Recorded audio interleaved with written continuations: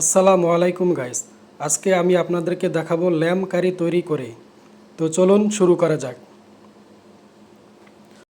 প্রথমে আমি তেলের ভিতর দারচিনি, এলাচ, লবঙ্গ, জিরা দিয়ে দিব। এগুলি হালকা একটু গরম করে নিয়ে এখন দিয়ে দিব পেঁয়াজ কুচি, টমেটো কুচি। টমেটো কুচিগুলি দেওয়ার পর ভালো করে মিক্স করে নিব। ভালো করে নাড়াচাড়া করে মিক্স করে নিয়ে আমি এখানে দিয়ে দিব জিঞ্জার গার্লিক পেস্ট, আদা রসুন বাটা এখানে দিয়ে দিব।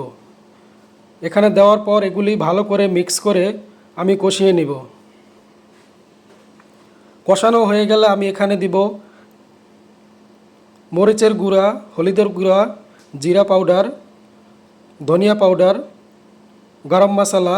এগুলি দিয়ে আমি ভালো করে মিক্স করে নিব এবং সাথে একটু পানি দিয়ে ভালো করে কষিয়ে নিব।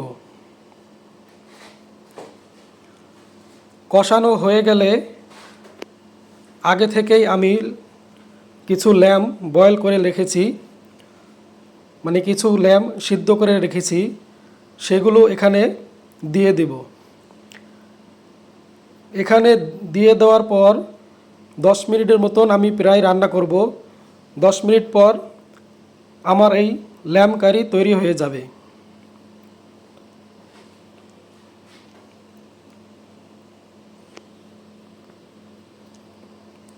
তো গাইস, আমার ল্যাম্ব কারি তৈরি হয়ে গেল। ভিডিওটি কেমন লাগলো সবাই জানিয়ে দিবেন। আর আমি যেহেতু নতুন, তাই আমার চ্যানেলটি সাবস্ক্রাইব করবেন।